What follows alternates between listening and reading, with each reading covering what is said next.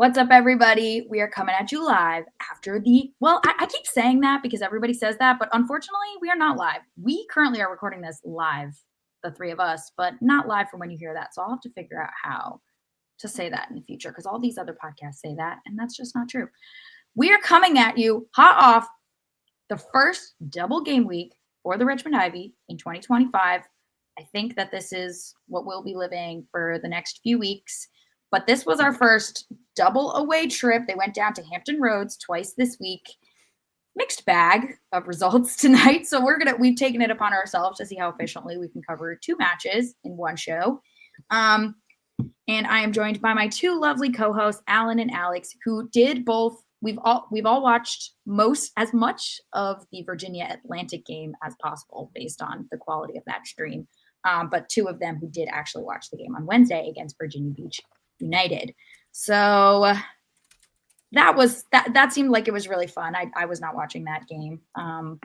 But Alan, how was your perspective on that when you watched that at all? Bad. I couldn't see what I did see was bad. When I could see it. And then when I couldn't see it, it's because the stream was terrible. It was a real throwback stream in that throwback to like when the internet was created, I think. In that nothing worked and everything was really pixelated and it didn't really work. I had 3 different setups. I looked like I was trying to hack into somebody's like mainframe or something. I had like a laptop, iPad, iPhone, everything. Nothing is working. One is laggy. One's not even pulling it up. The other one, it was so bad. I don't know what it is. Now I do know this, and again, no offense made, the Hampton Roads area is evil. So that could be part of it. But the Atlantic stream was a little cleaner. So I don't know what to say other than that. Bad on the field, bad for playback. But that was my experience. Alex, what was yours? I had bad in the sense that like I had different issues with the stream. Like for me, the stream was actually relatively clear. We also had a commentator, we had a commentator for the first time for any of our games. Which shout out to that guy, like did a really good job. However, the camera was very like they need to borrow our tripod. Like I also am not confident. Like I think what might have been happening is Homeboy was sitting there commentating and then also just like had the camera in his hand, like following back and forth. I was waiting for like a sneeze, like if he would sneeze and then be like shoo, and like the whole camera just goes down and we don't see anything for a while. That didn't happen. But for the parts that I wasn't like nauseous from the camera going everywhere, also appreciative that we have something to watch at all. Thank you, USLW League, for at least letting us watch away games. It was interesting. I wouldn't say that it was our best performance we've ever had. I can talk a little. The starting 11 didn't change too much, did it? It did actually. So I mean, it changed in the sense that like Logan Marks gets her first start. I think that was the first time she had started. Mm-hmm. We saw Mason Nelson, I think, for the first time this season in that game at center back. Mm-hmm. Alexis Pierce also we saw for the first time at right back. I think that was the first time we had seen her, unless we saw like a short cameo from her earlier in the season. And then we got to see like a full like planned for Gianna Trapik in the midfield, which we had seen her do a little bit of before. So some differences in the starting lineup, but we had talked to Owusu about that in the post game of the last game about like, hey, this is going to be a lot of minutes. What are we going to do? And he mentioned that there would be some squad rotation. So we did get to see at least some of that. The interesting thing is none of it was in the front line, where they had been just sort of like running like crazy for the first few games. So maybe we just don't feel like we have quite the depth up there or something. So yeah, some changes. And for the sake of science, it was good. Like we got to see some things we hadn't seen before with new players and that kind of stuff. So yeah. Wow. Well, there aren't league tables in science, so. What a great point. As far as the actual gameplay goes, I mean, Alan kind of mentioned like it wasn't the most fun to get beat for the first time this year.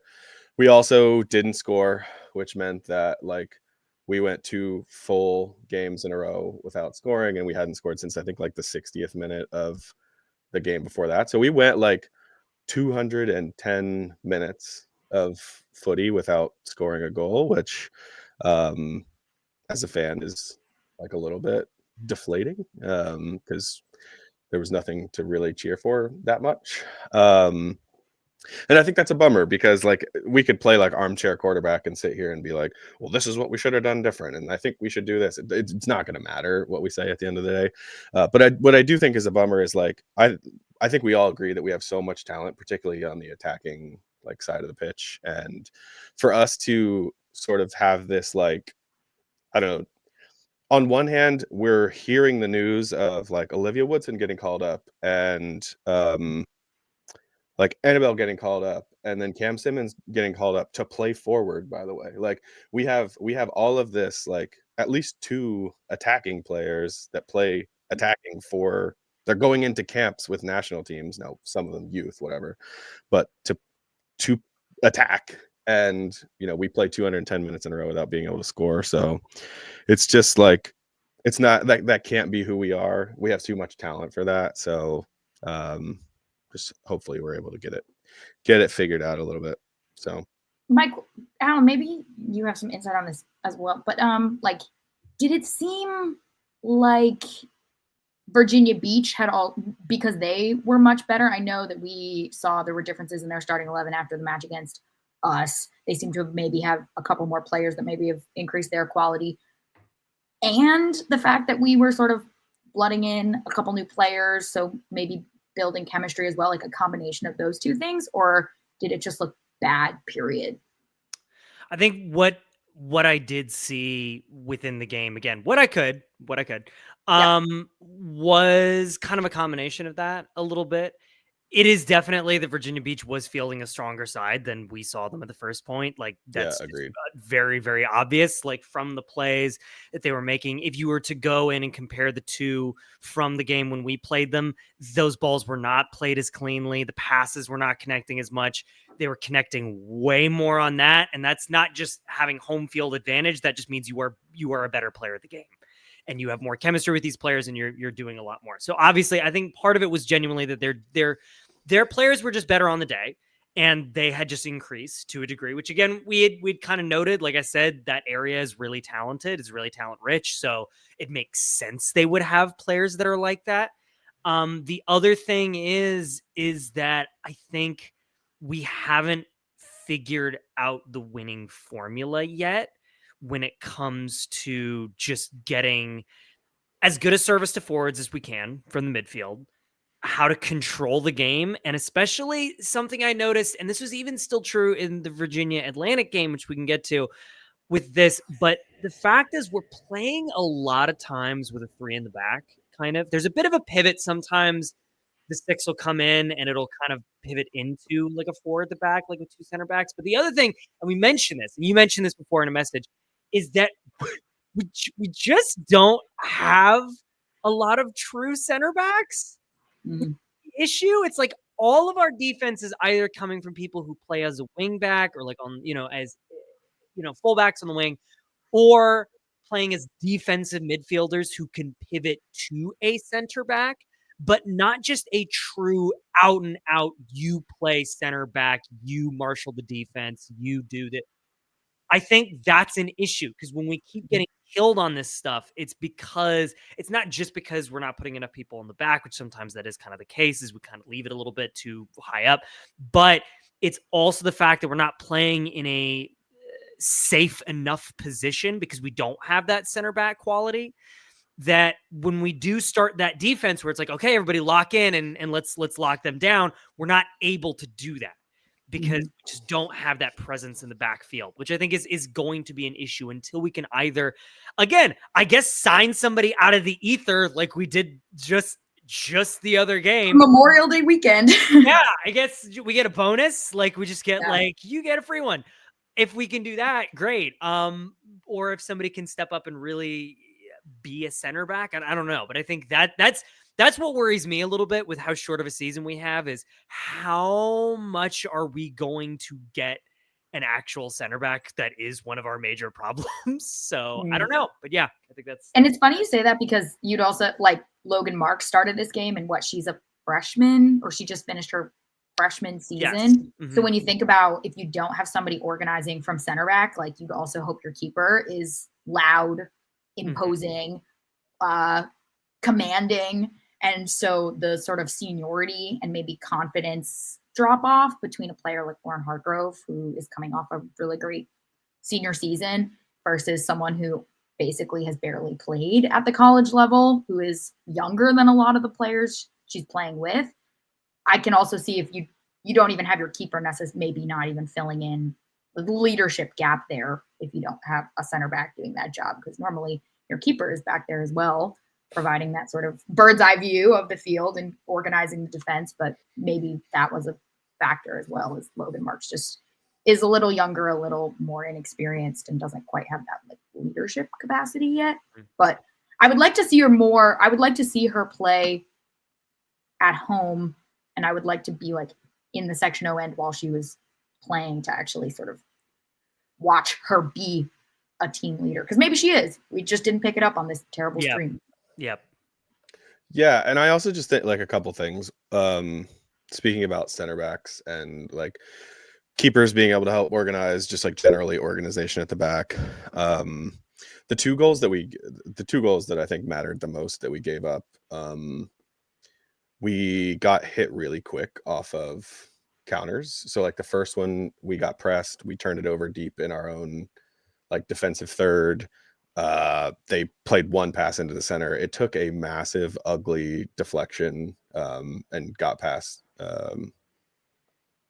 It got past Logan Marks, and then the second goal that we gave up in the second half was like we are attacking, and then we turn it over, and then there was like just this 40-yard gap between our midfield and our center backs, and it was just like they broke the lines, played one ball through, and it was like actually a really nice finish. That was right after Lauren Hargrove had come in, and it beat her. I mean, it was there wasn't much she was going to do about it. It was a nice finish, but it's interesting, like that sort of, even when Lauren Hargrove is in there, because we're getting countered, I feel like sometimes there's less time to like we're not playing a low block and getting broken down and that kind of stuff. It's like we're getting countered quickly. So unless you have like really quick reactions and really good defensive instincts, and like I play center back all the time, so I'm used to like I know where I need to be now that we've turned the ball over and like how to recover.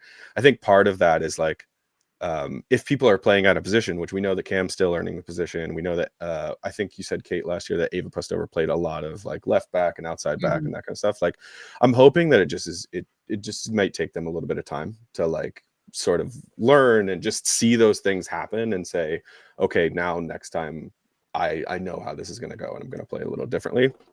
The other sort of like what went wrong, I think, is this is our first time that we had been playing from behind, right? Like this was the first goal was deflating because it was a deflection. Like we had been playing pretty well. We had a really good chance in the first 10 minutes for Olivia Woodson on like a breakaway.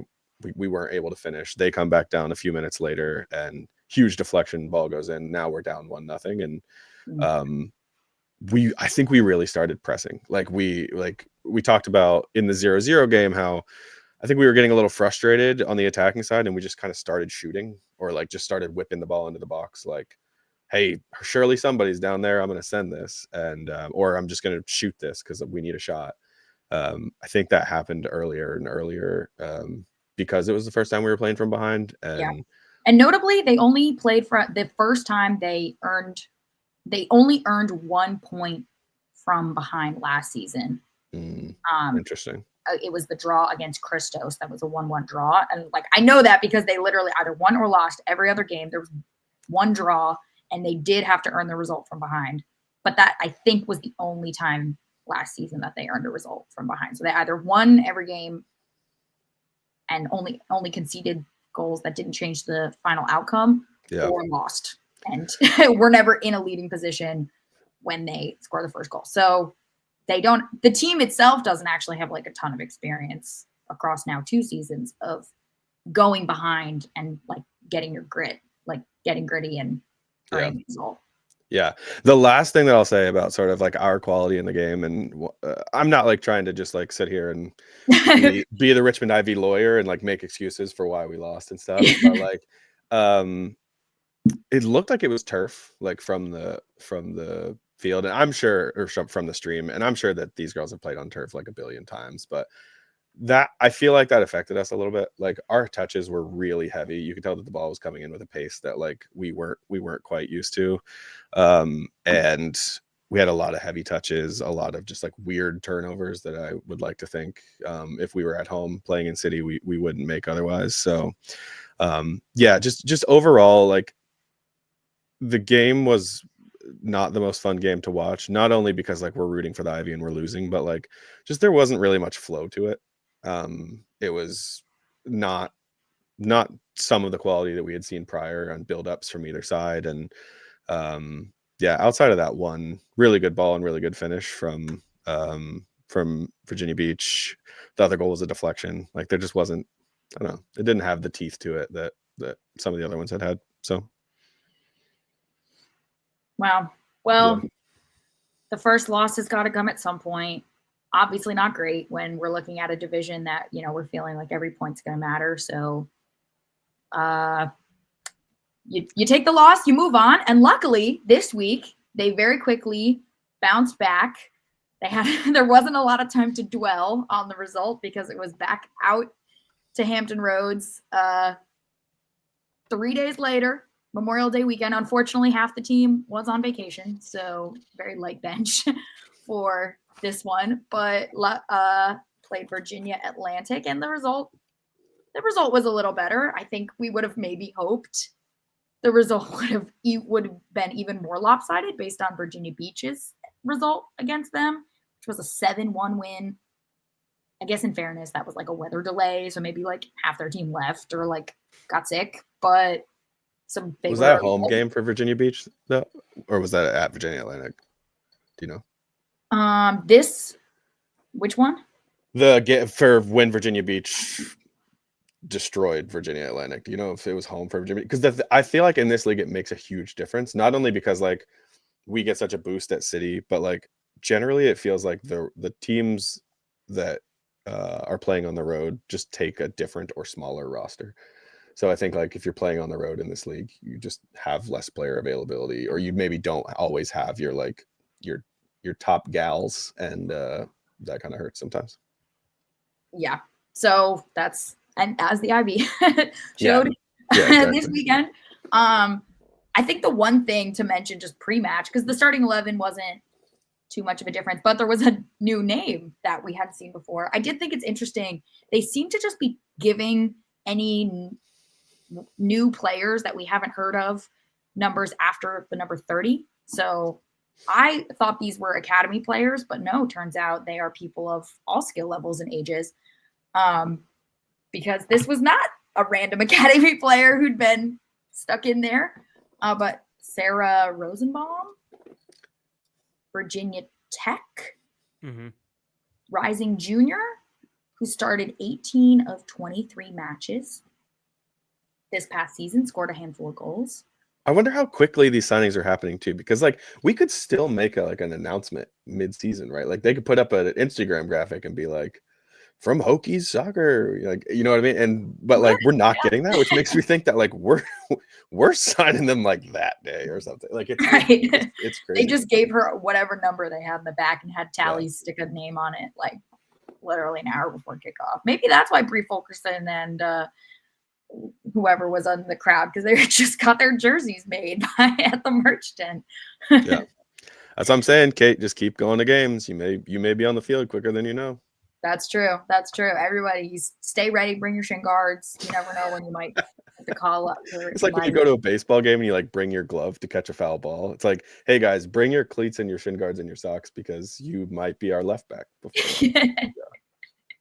But I mean, dang good player. I couldn't figure out, the stream was so bad. I couldn't figure out where Dakota Brown was and where she was, because I didn't know really what either of them looked like, and the stream was so bad. So it did take a while to figure out which one was which when I was initially watching it. So apologies to Sarah. It took a very long time. We had to cross-reference with her Instagram to figure out what her hair length was, that sort of thing. But she certainly made her impression, whether or not any of us knew who she was, as early as the 4th minute with she was playing central midfield and still got to the end line to put in a cross for Olivia Woodson, which is not necessarily movement we've seen from our central midfielders thus far. Does anyone really want to talk through this goal? Go for it.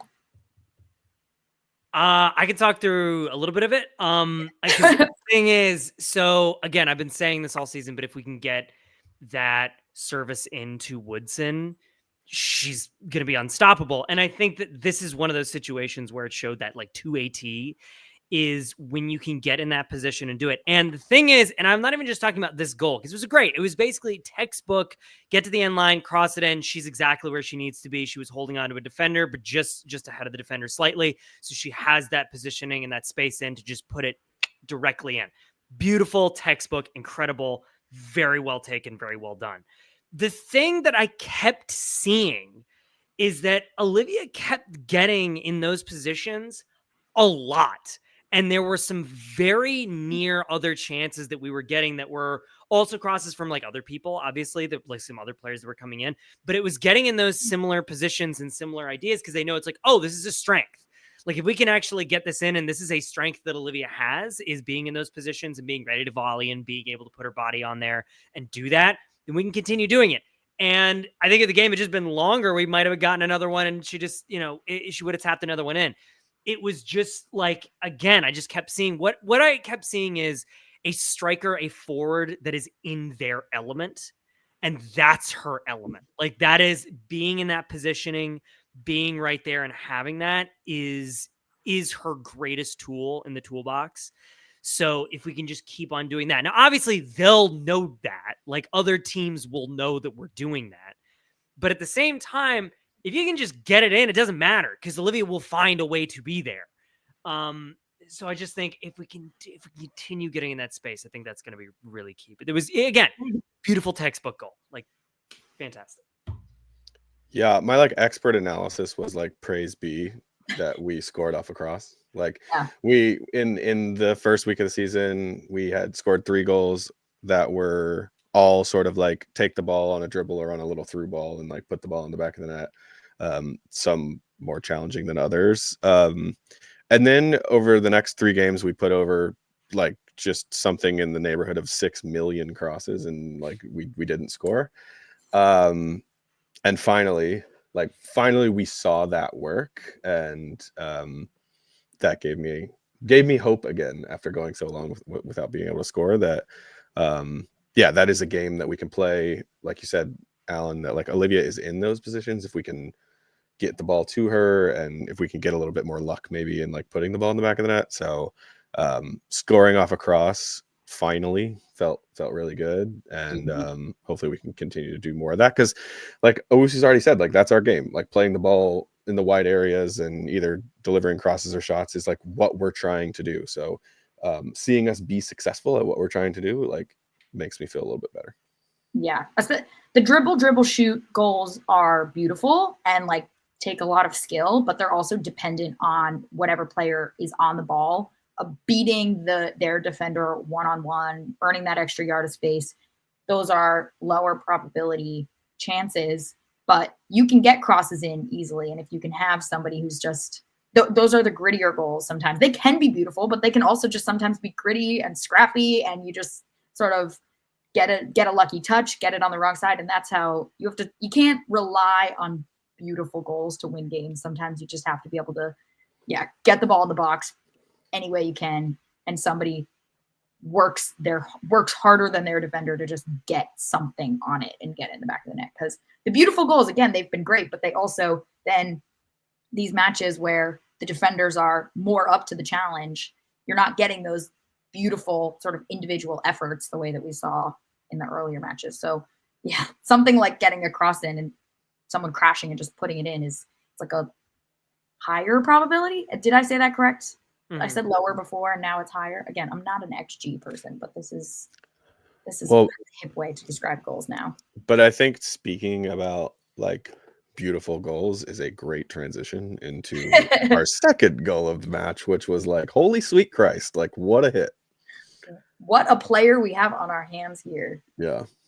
Yeah, because this was, I can quickly talk through this one. I mean, Rosenbaum had been putting in work. She was getting to the end line. She was putting crosses in, which again, we haven't seen. Our central midfielders have stayed central because our wingers have, and to a certain extent, our fullbacks have controlled the wings so much. We haven't needed our central midfielders to stretch the game in any capacity or to get past our forward line. So that definitely added a dimension that, who knows, maybe they are scouting these matches. Maybe these coaches are watching each other.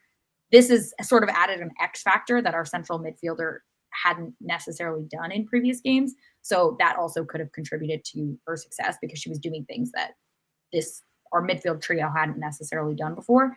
And but this was pretty similar but a little further out to Sania Tucker's goal from match day 1, which is she just earned the ball outside the box, took a couple touches, cut inside, earned that extra yard, and hit a beautiful arcing goal past the goalkeeper. Could do nothing about it.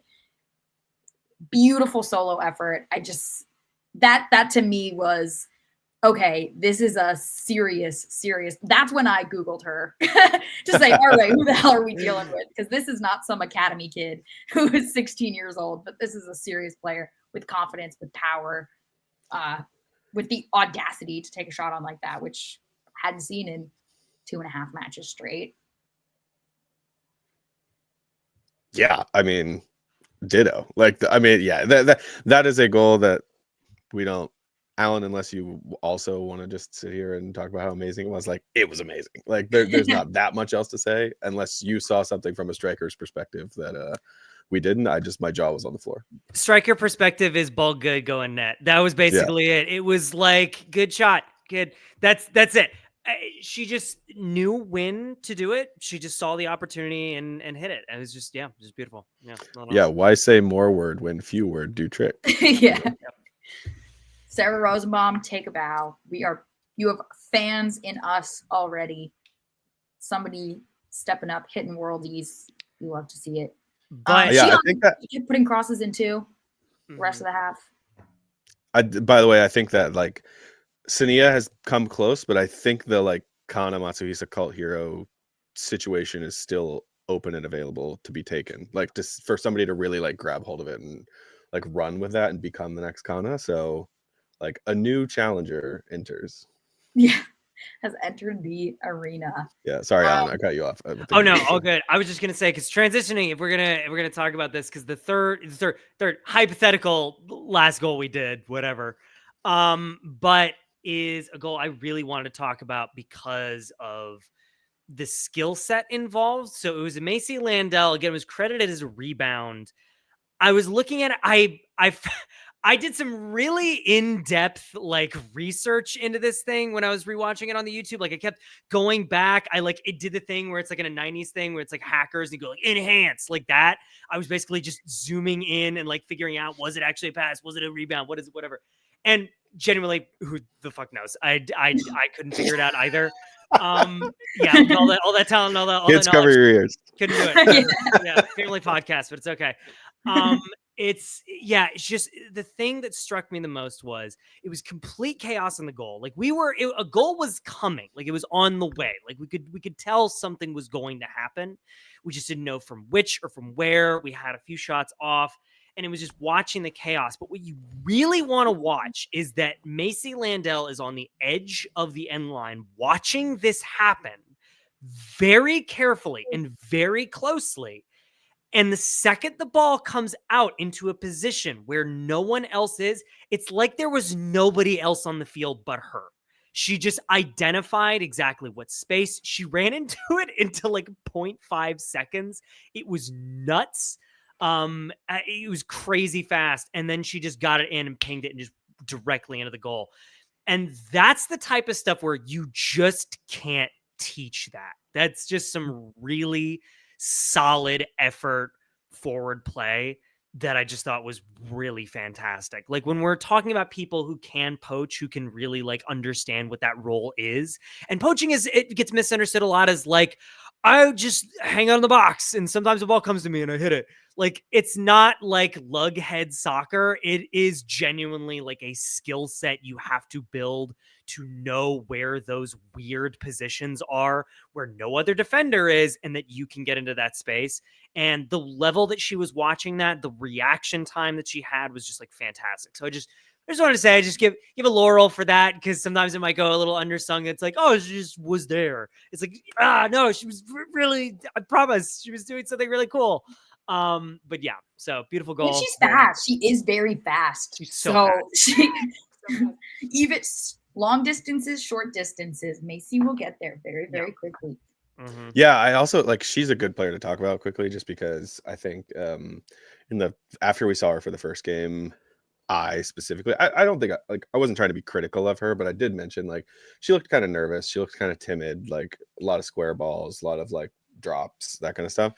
I felt like in the Virginia Atlantic game in particular, like she was really progressing, like progressing the ball, picking it up and going at people, and like really attacking in a way that showed a lot more confidence than I think we had seen from her before. And it was awesome. Like she got that goal, like a real poacher's goal, that and I don't say that in a bad way at all. And I was really impressed with her. And I think we all knew, like, she is lightning fast. She has the skill set to really make an impact for us. And it was cool to see her sort of like, it's something just I think has switched in her after that first game, where it's just like, I belong here. I can do this. There's nothing to be nervous about. Yeah, I think she's been really good. Yeah, agreed. Yeah, and I thought Inter played well with Sarah as well. So their fluidity, because Sarah was the one putting in crosses. Sarah Rosenbaum again. Sarah Flamia was not actually at this game, everyone. So she wasn't at the last game either. I think we missed her all week. Oh. Because I think Jill was at the Wednesday. Jill and Molly were both.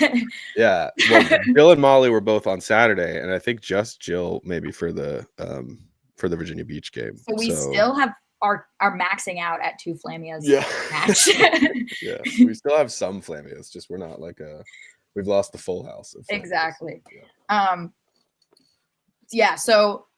Yeah, I was really happy for her to get that goal. And going back to what I said about what we were talking about, crosses into the box, like that's, again, it's like a higher probability goal, because you're not necessarily, this wasn't some beautiful solo effort, but it's someone scrappy, it's someone on their toes, paying attention, getting in the right place, and just putting their laces through it and getting the right touch on the ball at the right time, rather than some, like what we saw from Sarah earlier, which was, a sort of beautiful, audacious solo effort. So those are the types of goals that over the course of a season give you points more so than, the beautiful golazos, which everyone remembers the golazos, but the points come from the scrappier, like more unsung goals. So it was nice to see those goals added. This was not the first goal off a set piece, was it?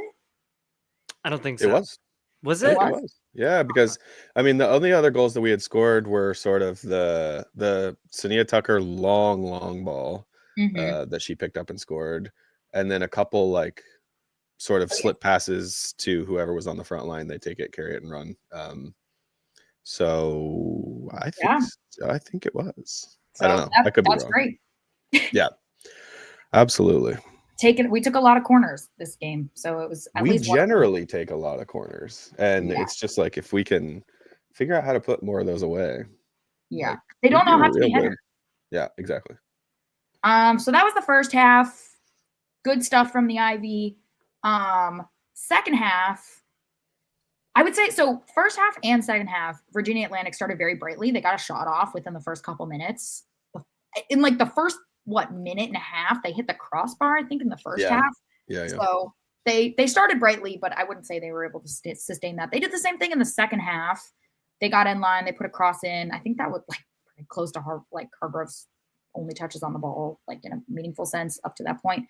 But the score bug was not in frame, so I have it down as like the roughly 54th minute. They got a penalty. I don't know if Alan, did you rewatch this one? Because it was not a great view on the live stream. I couldn't even really see what happened. Just suddenly someone was on the floor. The ref was pointing at the spot. It was kind of like. Unfortunately, same thing. Like it was not really clear exactly what happened. Maybe if we were on the ground, we would have known. But like right now, it's all speculation. I have no idea. And at this point, I don't think if I contacted USLW League, they'd be like, which game are you even talking about? I have no idea. Who are you? Why are you calling me?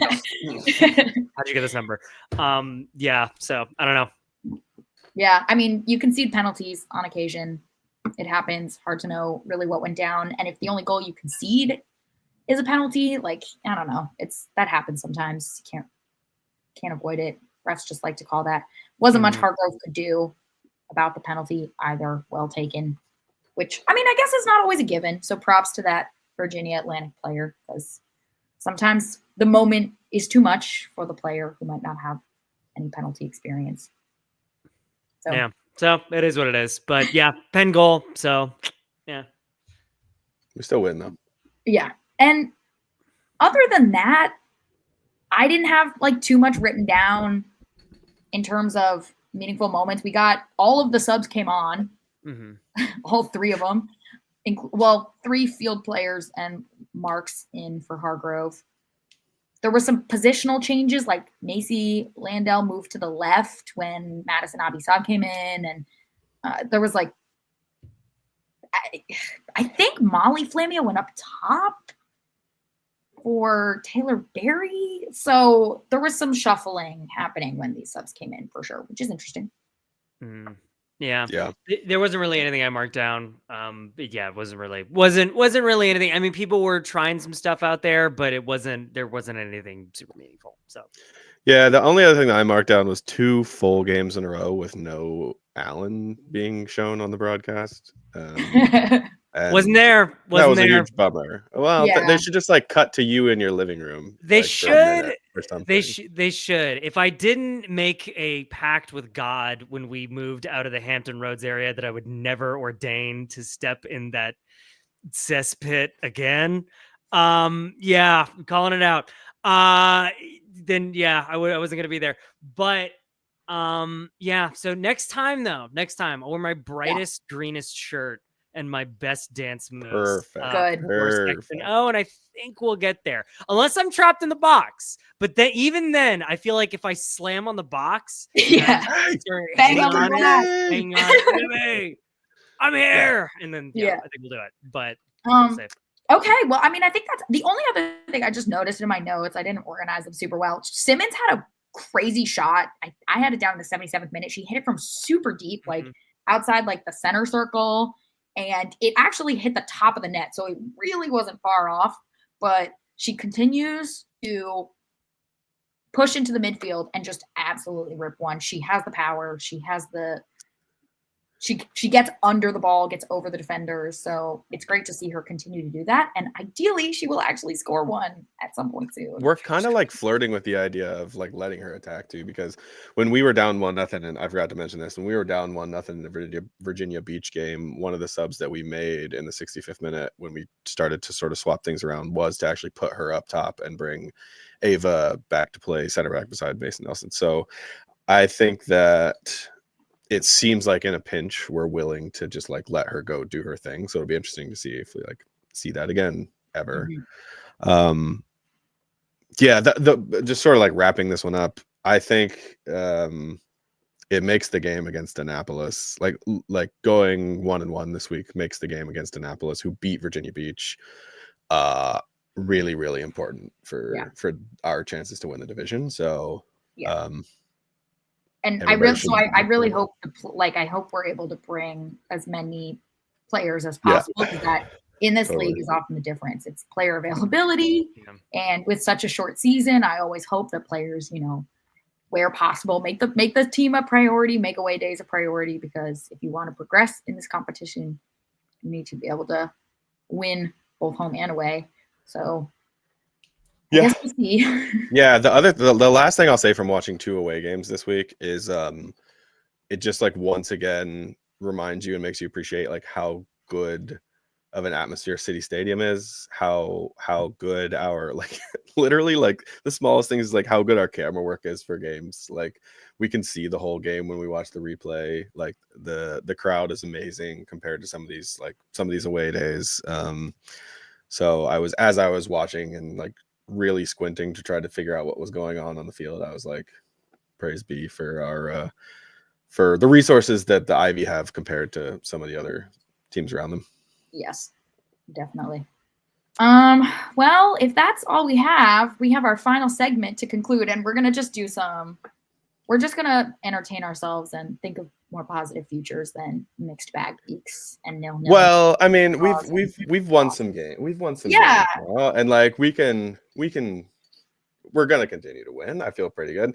Yeah. So our start bench cut this week is ways for the Ivy to win. So so imagine you're like walking into City Stadium and it's Saturday night, which I think most of us actually I think I cut Saturday night last night. Oops. You're walking in whatever preferred time you have to watch an Ivy game at City Stadium. And you literally could like control what was going to happen for the rest of the night, like how we're obviously going to win, but like how we could win. And the way to sort of think about it is like, would you rather see or start or bench or cut a 1-0 win where we win at the death? So it's 0-0 for the whole game, no goals until we score 1 goal at the death. Do you want to blow them out like 6-0? It's just like we are just absolutely dominant and they can't touch the ball. Or do you want to see a goal fest which we've seen in a lot of kickers games this year, of like 4-3 or something like that, where there's action packed, but some of the action's from the other team, some of the action is from our team. Ultimately, we win the game in the end.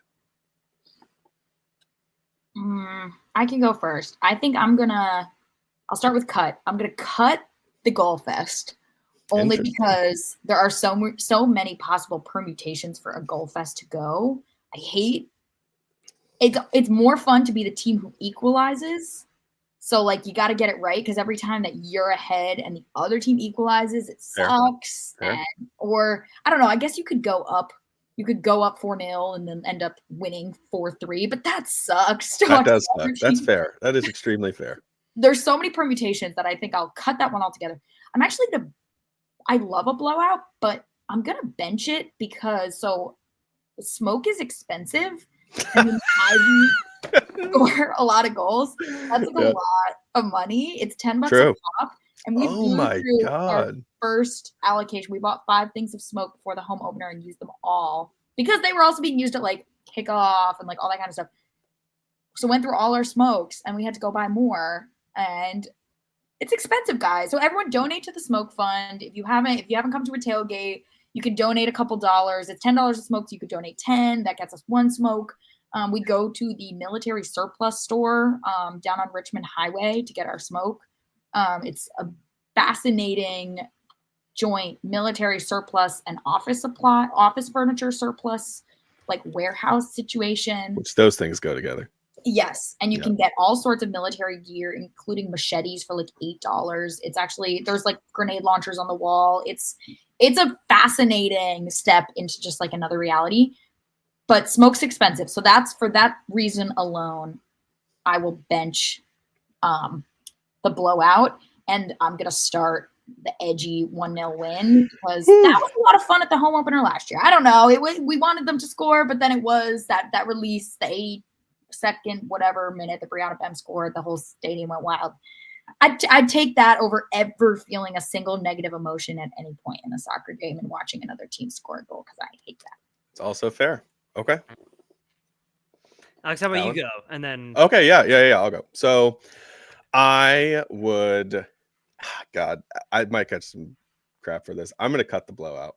And the reason that I'm going to cut the blowout is because I have a tendency that if we're up like 3-0, to just sort of like go about my day after that. You know, it's like if I'm confident that it's over, I am really bad about like, I don't have like the world's best attention span. And so it's just sort of like, we've got this in the bag. I think, you know, I'm ready to focus on my beer now, or like I'm going to go get some ice cream or something. So I would cut that. Dots will be seeing you. Yeah, exactly. Well, I'm going to go wait the last 30 minutes of the game in the Dippin' Dots line. So you could catch me over there. I am going to bench the 1-0 win, actually.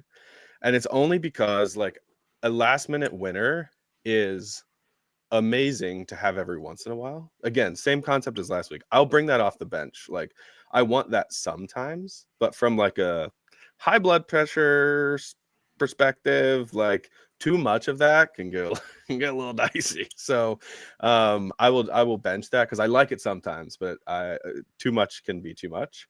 And then the defense is like if they listen to this, like defenders are gonna hate me for this, but like I would start the goal fest just because I like a lot of goals, and I also like to have something like there's always something to play for, and every goal matters.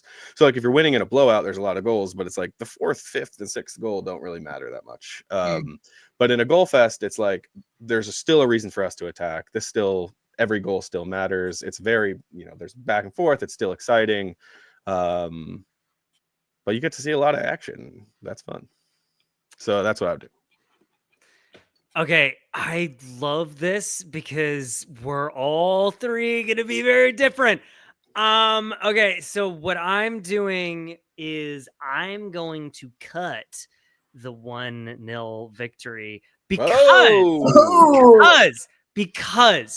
I have had too many of these games for either Liverpool games or Atlanta United where we play awful for most of the game, and either we got a pen or like it was a lucky shot or an own goal, and I'm just struggling through a match. Everybody feel bad for the Liverpool fan. That poor fella. Feel bad. Poor me. I suffered for long enough. I got what's mine. Anyway, but point being is that with those games, it can sometimes be like, oh my God, it was still such an awful experience.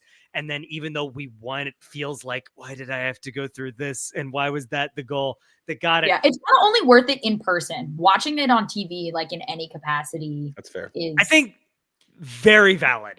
Very valid and very true. I'm going to bench, and this surprised even me because I had initially, when we said it, thought this was going to be my start. It is my bench, is the Goal Fest. And I'm benching the Goal Fest for kind of some of the reasons that, Kate, you were saying. Like, I don't want to go down that much, or I don't want to concede that much if we were up that much. Sometimes I can get back and forth. Like, again, I don't want to feel bad ever. So that's my way of never feeling bad. Here's to never feeling bad ever. That's kind of my thing with that one, even though I genuinely do love a score line that's like 5-3 or like 4-2 or whatever. Like, I love that because it means it was a really exciting game.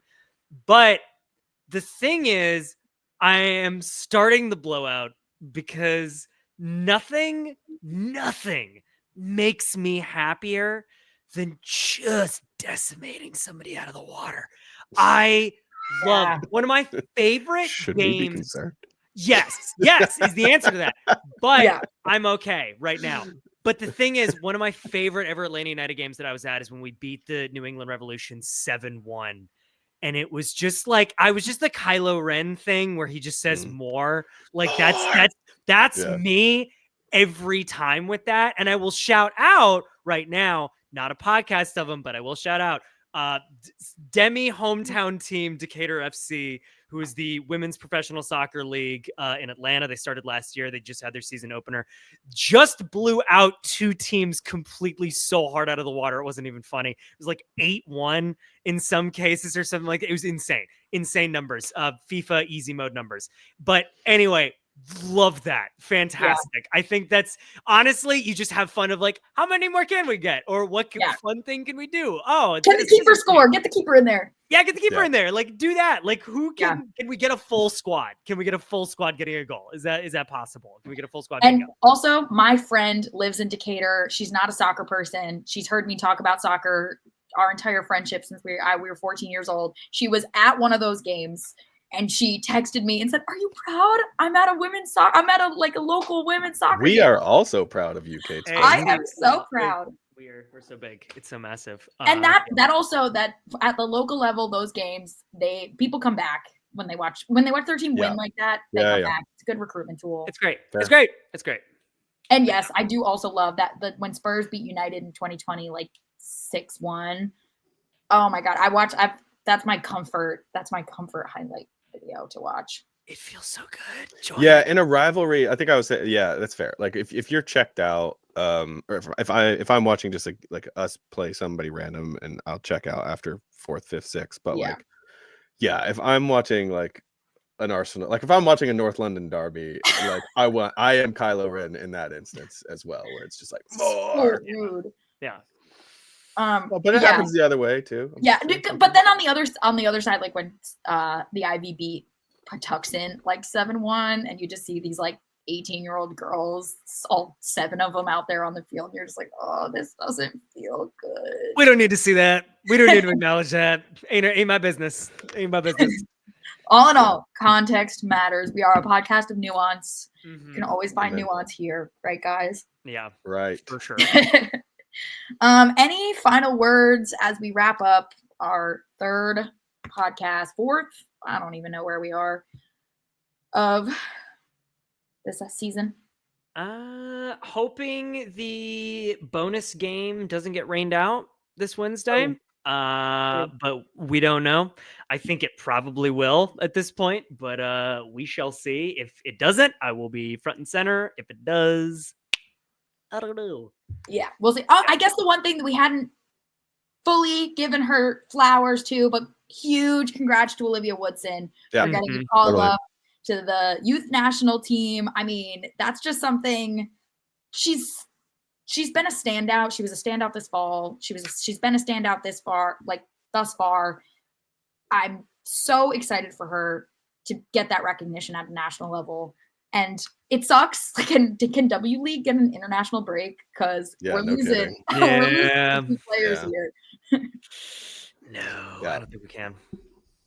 Bummer. Hopefully that doesn't affect us too bad when both our forward and center backs and best youth prospect are all plucked away from us. We can do it. Stay positive. Just don't think about it. Stay positive. It's great. It's great to have great players, but at this level, actually, losing them hurts just as much.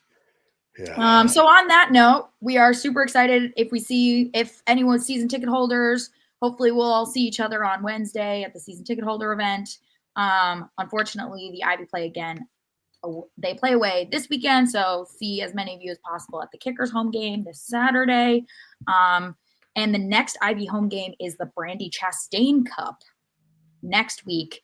I did hear hot off the presses from camp that if we win this national semifinal, we would host the final. Oh, awesome. And Brandy Chastain would probably most likely. So wow. That's big. I think to win this game. This is obviously a cross-league tournament. It's a precursor. It's sort of a testing ground for possibly implementing a women's Open Cup at some point in the future. They're still really figuring out what that would look like, since the majority of teams are pre-professional or semi-pro at the women's level rather than professional. But so there might not be enormous stakes, for the team, but there's enormous stakes for us who want to talk to Brandy Chastain at some point in June. True. That's true. So yeah, it'll be an interesting one. I unfortunately will not be able to be at that game. That'll be the one I'll miss, but I'll look forward to hearing the direct report on the atmosphere, the vibes, and hopefully everybody shows up for it as the 6th game filling out our season ticket package. Nice. Let's do it. Heck yeah. All right. And on that note, we'll see you all this week, next week, and beyond. Be easy and be safe. Happy Memorial Day.